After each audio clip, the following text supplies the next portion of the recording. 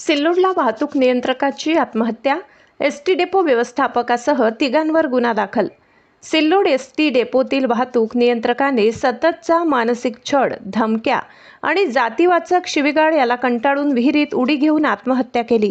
ही घटना बुधवारी दुपारी 12 ते सायंकाळी 4:10 दरम्यान सिल्लोड भराडी रोडवरील कुलकर्णी यांच्या गव्हाच्या शेतातील विहिरीजवळ घडली. या युवकाच्या आत्महत्या प्रकरणी सिल्लोड शहर पोलीस ठाण्यात एसटी डेपो व्यवस्थापक विजय काळवणे, वाहतूक अध्यक्ष किरण अवसरमल आणि वाहतूक निरीक्षक विकास चव्हाण सर्व राहणार एसटी डेपो सिल्लोड यांच्याविरुद्ध गुन्हा दाखल करण्यात आलाय. शरद विठ्ठलराव भिवसने वय 40 राहणार वैशालीनगर सिल्लोड असे आत्महत्या केलेल्या वाहतूक नियंत्रकाचे नाव आहे. याबाबत शरद यांचा भाऊ पोपट विठ्ठलराव भिवसने यांनी फिर्याद दिली.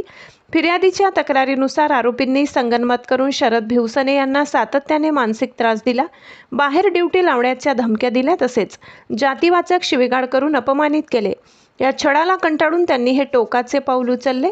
सिल्लोड शहर पोलीस ठाण्यात पोलीस या प्रकरणी एसटी डेपो व्यवस्थापक विजय काळवणे, वाहतूक अध्यक्ष किरण अवसरमल आणि वाहतूक निरीक्षक विकास चव्हाण यांच्या विरुद्ध रात्री सिल्लोड उपनिरीक्षक बाबू मुंडे यांनी गुन्हा दाखल केला. अब तक न्यूज महाराष्ट्रासाठी मुस्तफा पठाण, सिल्लोड.